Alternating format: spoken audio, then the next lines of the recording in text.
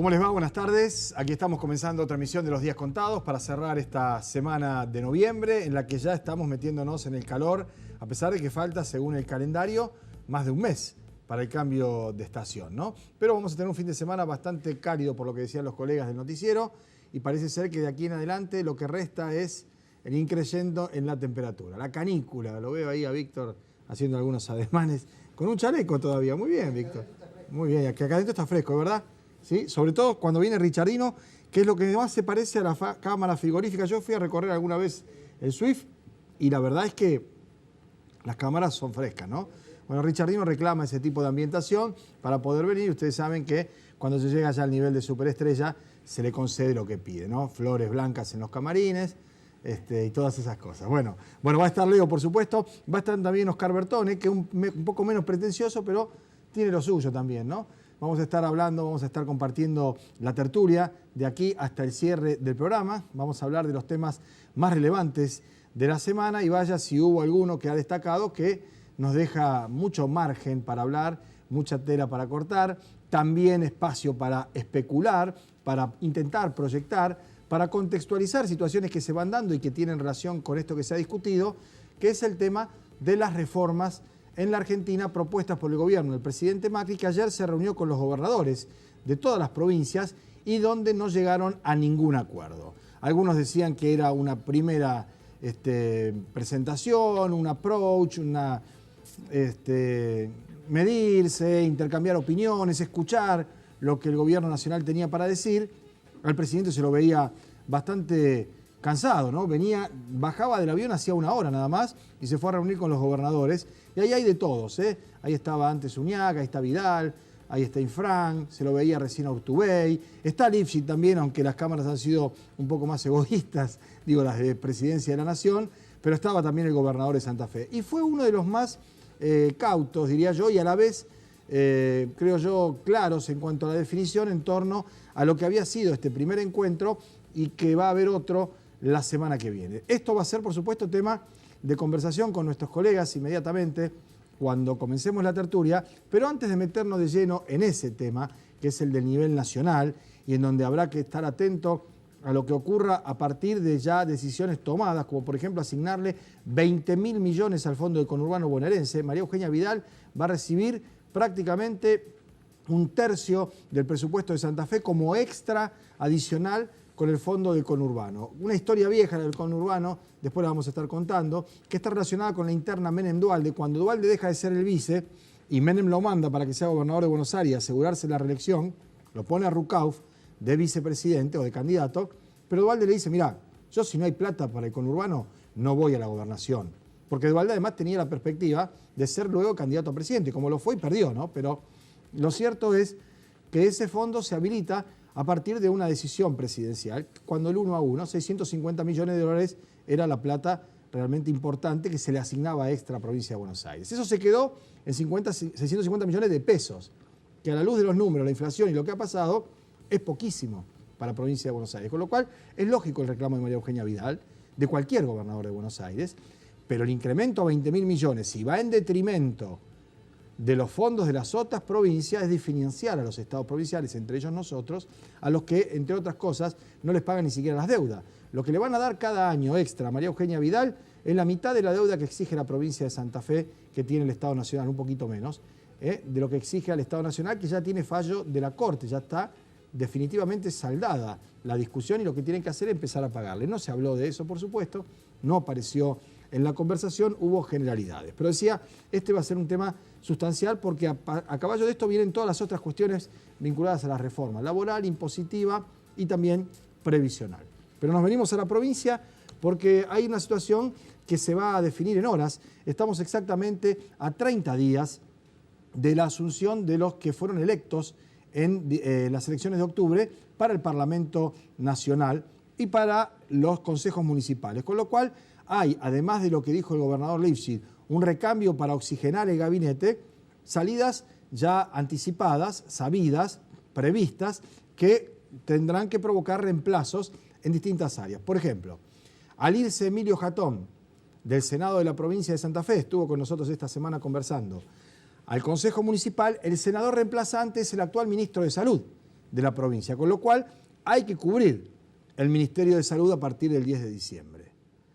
Va a haber alguien de la línea, ahí sí que no hay fisuras ni contradicciones, y habrá alguien que ocupe precisamente ese lugar que el gobernador dará a conocer probablemente en las próximas semanas o 2 semanas. En el Ministerio de la Producción ocurre otro tanto.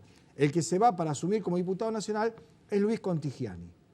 Y es aquí donde se abren expectativas en torno a la sucesión, que va a depender exclusivamente de la decisión del gobernador de la provincia, sin perjuicio de que ya haya operaciones montadas para condicionar el nombre del reemplazante. Pero más que el nombre del reemplazante, si bien la política la traza el gobernador, la ejecución de esas políticas exige un perfil que evidentemente ha sido alto en el caso de Contigiani, al punto que lo transformó en candidato a diputado y a diputado electo. La duda es si esa línea que trazó Lifschitz y que ejerció Contigiani, clara, definida, en oposición al modelo económico nacional en términos filosóficos, si se quiere, y además prácticos, porque Santa Fe aporta, contribuye, subsidia, genera situaciones que a nivel nacional no se ven. Basta ver lo que pasó en Mefrowiz, lo que pasó en Sancor, lo que viene ocurriendo en torno a casos que se plantean y que en términos reales y prácticos exigen una definición. Más allá de lo que se piense, es importante lo que se hace, ¿no? A los hombres, a los gobiernos, lo definen sus acciones más que sus declaraciones. Y en ese sentido, el presidente de la Bolsa de Comercio de Rosario habló en una radio de Santa Fe en las últimas horas e hizo una serie de consideraciones en torno al perfil de lo que era el Ministerio de la Producción, también a quien debería ser el sucesor, hasta se atreve a dar un nombre. Creo que con esto lo neutraliza. Si hay algo que no va a hacer Lifschitz, estoy seguro, es nombrar al hombre que Alberto Padoan, presidente de la Bolsa de Comercio, da como ministeriable, permítanme el neologismo, para suceder a Luis Contigiani.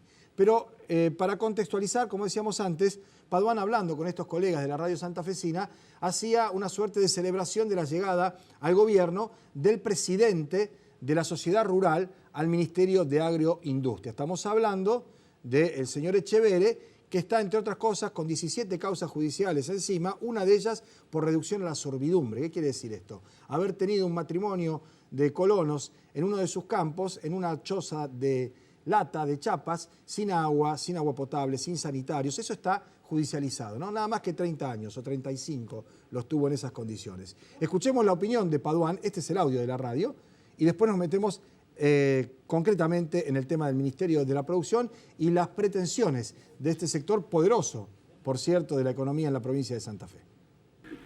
Sabemos de la buena persona que es Luis Miguel Echeverre, nosotros tenemos muy buena relación, venimos trabajando junto con él, aún estando en la rural, nosotros, él, no te olvides que él fue socio fundador de Rosgam, y nosotros justamente, él, no es que se había alejado en un momento cuando tomó la Sociedad Rural Argentina, cuando fue presidente, él se pidió retiro porque no podía hacer las dos cosas, y ahora lo habíamos invitado a volver y estuvimos almorzando con él. Creo que es una persona de mucha capacidad de gestión, que es lo que interesa en estos casos, y su cercanía con el gobierno para hacer que todo fluya normalmente. Creo que es un buen tema, es una buena noticia que Luis Miguel Echeverre nombrado como el próximo ya ministro de Agroindustria, ¿no? Bueno, perfecto, no es la misma versión o visión que tiene su propia hermana, ¿no? Que tiene una querella con él y que judicializa cada determinación que se hace en las empresas familiares porque presume y dice que su hermano tiene desprecio por la gente. Pero más allá de eso, la cuestión personal, que no nos atañe, no nos importa, o en todo caso nos importa también a título personal, en gestión, en función de gobierno, Echeverre tiene una línea, un pensamiento muy claro, que es el de la rural. No había, desde la época de Ramos Mejía, un presidente de la rural que fuera ministro de Agroindustria, ¿no? Y fue el gobierno de Agustín P. Justo, un hombre con vicios de llegada, que no son los de este gobierno de ninguna manera, pero que revela el perfil ideológico. Pero Padoan fue más allá y se metió en la provincia de Santa Fe y en la posible sucesión, en realidad la necesaria sucesión de Luis Contigiani. Y como les decía antes, creo que si lo quería ayudar al funcionario que menciona ahora, lo termina de incinerar. Porque si hay algo que no va a hacer Lifschitz es poner al hombre que le diga el presidente de la Bolsa de Comercio de Rosario como ministro de la Producción. independientemente de lo que piense Lifshitz, de cuál es su encuadre político o ideológico. Personalmente creo que el hecho de que haya sido Contigiani el ministro y lo haya respaldado, lo haya sostenido aún cuando desde Buenos Aires hubo muchos embates para que Contigiani dejara de ser ministro antes de tiempo, y lo transforma luego, nada menos que en candidato a diputado, y lleva adelante un discurso y una línea muy clara, sería, creo yo, bastante difícil de explicar una suerte de retracción en ese criterio. Aún y a pesar de los tiempos que se vienen, del resultado electoral, de la responsabilidad de la función que ejerce el gobernador de tener diálogo con los funcionarios nacionales, pero escuchen lo que decía Padoan a propósito de lo que evalúa él fue la gestión de Contigiani, de lo que debería ser la próxima gestión, y después habla, como decíamos antes, creo yo imprudentemente o como una expresión de deseo, creo que yo que de manera incauta, de quién podría o debería ser el sucesor.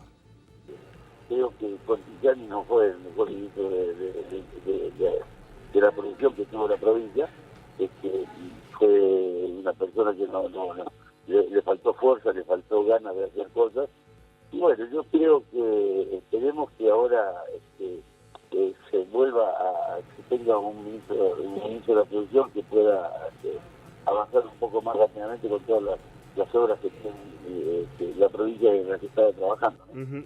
Alberto, ¿por qué dice que Contigiani no ha sido el mejor ministro que ha tenido la provincia? Claro, porque Contigiani es una persona que no estuvo trabajando, digamos, y para la producción nosotros que estamos en los sectores de producción no lo hemos visto pensando en que la generación de puestos de trabajo, la generación de productos, servicios como es, meter de un ministro de la producción, ¿no? Bueno, está bien, ¿no? Creo que esto favorece la performance del ministro porque es la Bolsa de Comercio, el lugar donde se hacen negocios financieros más que nada, la que dice que no ha hecho ni obras. En realidad el ministro de la Producción no tiene que hacer obras, tiene que efectivamente propiciar la generación de producción, de trabajo, de empleo, y no ha estado mucho en la bolsa y cerca de ello, evidentemente, porque ha estado en los lugares donde había efectivamente problemas, en las fábricas, en los tambos, en distintos sectores de la provincia. Pero esta es una visión, naturalmente uno puede compartirlo o no, desde ya que nosotros no, pero lo más interesante es esto, ¿no? Cómo desde un sector de las fuerzas vivas, para llamarlo de algún modo, de la sociedad rosarina o de la producción, o por lo menos del mundo de los negocios, se sugiere, se propicia la candidatura de un hombre que está en la línea del ministerio, es decir, que está trabajando en la gestión de Luis Contigiani ya, creo que está en un segundo o tercer nivel, y creo yo que precisamente por ser el que apadrina, entre comillas, la bolsa, lo han quitado prácticamente de la carrera. Escuchemos. Para mí hay un secretario nosotros lo vemos como el secretario de Luis Contigiani, que es Pietro Paolo. Sí. Lo vemos muy ejecutivo, muy preocupado o sea, él va, sí, se viene a la bolsa, se va al norte, está preocupado porque las cosas se hagan. Yo lo he visto en algunas oportunidades dando charlas cuando estaba en presencia del gobernador, y me parece una persona muy predispuesta, muy objetiva cuando hable, y creo que está pensando en que la producción tiene que crecer en la provincia, y creo que es lo fundamental para nosotros. Sería un nombre para recomendar al gobernador de la provincia, ¿no? A nosotros personalmente acá en la bolsa nos gusta, creo que Emilio o Emiliano Pietro Paolo. Bien. Bueno, Emiliano Pietro Paolo, hombre que trabajaba en la aceitera Vicentín, un sector del complejo agroindustrial realmente muy exitoso, entre comillas, en estos tiempos que corren, ¿no? Pero creo que, como dicen los creyentes, en el pecado está la penitencia, ¿no? Me parece que lo sacaron de carrera, tempranito, antes de largar. Después vamos a hablar de otros ministerios, por supuesto, de otros cambios, los obligados, como el de salud también, y otros que podrían traer algún nivel de, no sé si la palabra es oxigenación, pero sí de perfil político definido. Los dos que son de Corral, más allá de la ponderación favorable que tiene Lifshitz de ellos, Matazo como Schneider, se van a ir también de gabinete. La pausa, y cuando volvamos, tertulia con Bertone y con Leo Richardino. Hemos prendido el aire acondicionado, tenemos la temperatura de la base Marambio en el exterior, ¿no? A pedido de Richardino. Ya venimos. Bien. Perfecto, estamos hablando de los Golden Boy, ¿no?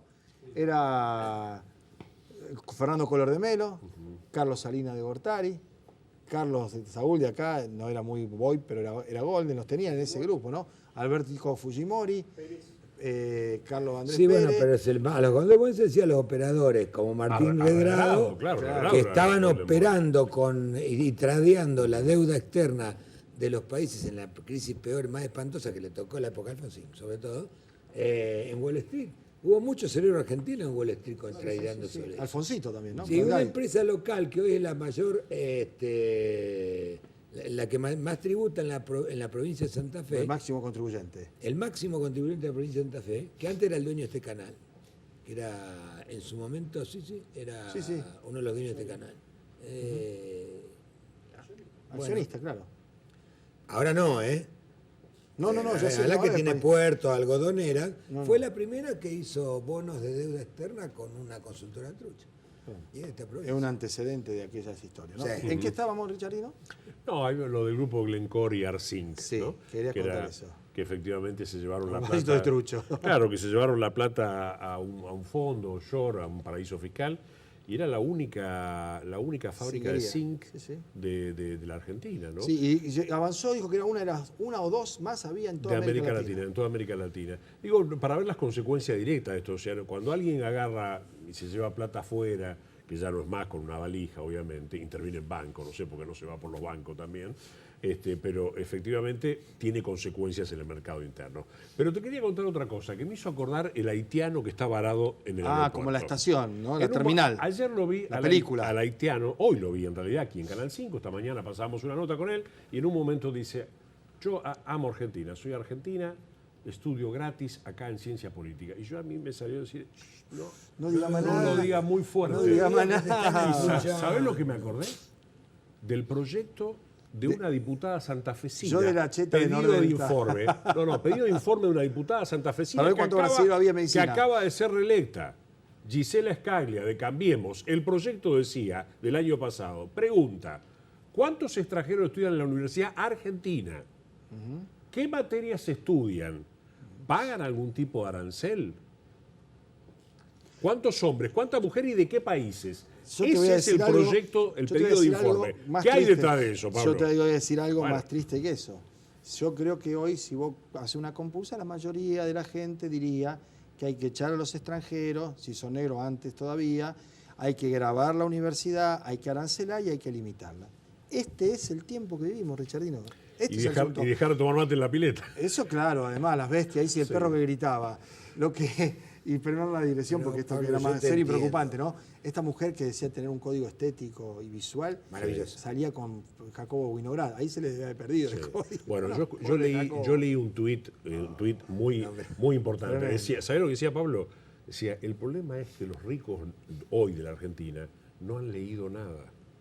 Es gente bruta en muchos casos, a diferencia del pasado. Yo contaba hoy, Ricardo Guiraldes escribió Don Segundo Sombra en un departamento de París. Pero bueno, escribió Don Segundo Sombra. Que traducía en 4 idiomas. Por eso. Pero digo, eso eran los ricos aristócratas de una época, y Pablo, hoy tenemos una aristocracia. Pero por eso no. Una cosa es la aristocracia. Voy a cuestionar el tono. El gobierno de los mejores y otros son los nuevos ricos. Es decir, Los nuevos ricos. hay distintas situaciones, lógicamente, ¿no? Voy a cuestionar el tono con que dijiste, estos son los tiempos que vivimos. Yo no hubiera hecho ni mención tampoco a lo que hiciste vos, porque no hay que avivar, hay que dejarlos tranquilos porque son capaces de hacer Pero cualquier lógico, lo van a ir a buscar. Estamos viviendo momentos de pesadumbre. Una parte está muy entusiasmada porque cree que se va a salvar la República Argentina y ninguno es más honesto que el otro intelectualmente. Y otros estamos viendo una situación diciendo ¿hasta cuándo dura esto? Yo creo que esto no es eterno. Y te digo, el gobernador de la provincia de Santa Fe en algún momento de estos días que estuvo con Macri intentó en un diálogo solo decirle, mirá, esto de vudú está bien porque la corrupción, pero esto de sacarlo descalzo, vos no tenés miedo, una vuelta, no, vamos a refundar el país. El tipo que piensa así no es tan inteligente como se cree y se choca con la pared antes de lo que él va a creer. Yo no le veo sustentabilidad en un país donde te avisan las consultoras que está frágil. Estados Unidos te cierra los mercados al principal producto de exportación que vos tenés.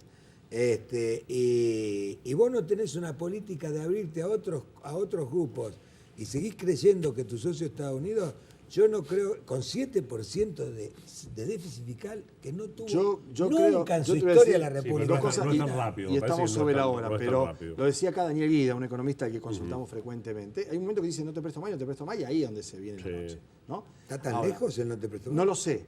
Lo que sí digo 2 es que años, independientemente de esa circunstancia, que es la que va a definir las cuestiones, esta subestimación en torno a la inteligencia, la capacidad, la construcción política, es entre otras cosas la que la llevó a Cristina Kirchner a decirle, si no les gusta, hagan un partido, vayan a elecciones y ganen las elecciones. Lo hicieron. Hicieron un partido, fueron a elecciones, le ganaron las elecciones. Le ganaron las parlamentarias, la derrotaron en su distrito, en provincia de Buenos Aires, y hoy por hoy, esta visión que supone un yerro de diagnóstico, pensar que no van a hacer las cosas como están pensando que van a hacer, va a complicar incluso la posibilidad de la terapéutica. Si vos le errás en definir cuál es el problema, tampoco va a ser la solución la que se encuentre, la que corresponde a ese problema. ¿Se Yo entiende? insisto con lo mismo Sí. de la última vez que estuvimos acá.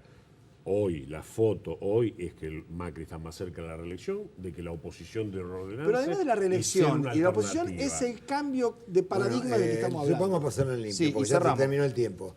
Él dijo como mínimo 2 años. Yo digo menos de 1 año. Yo no digo nada, yo digo que nos volvemos a ver la semana que viene. Y no lo digo no porque no quiera decir, sino porque no tengo elementos para decir qué es eso o qué es otra época. Digo lo de hoy. La foto marca lo que decía Leo. Hay una situación bastante más complicada de la que muchos creemos que existe, ¿no?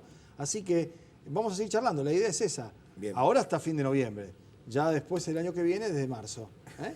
Si todo va También para hay bien. otros lugares, tampoco nos Nosotros nos acá, atemos. nosotros acá estamos muy bien, muy, Muy bien, cómodos, por muy supuesto. contentos y muy reconocidos Por por hacer Mentira, exactamente no hay tantos lugares, lo le que aviso. queremos. No hay tanto y además hacemos lo que queremos hacer y lo que no hacemos porque no queremos y nada más que por Seguro. eso. Muchas gracias a los dos. Bueno, gracias. A ustedes también, gracias. Nos encontramos la semana que viene. Buen fin de semana. Chao.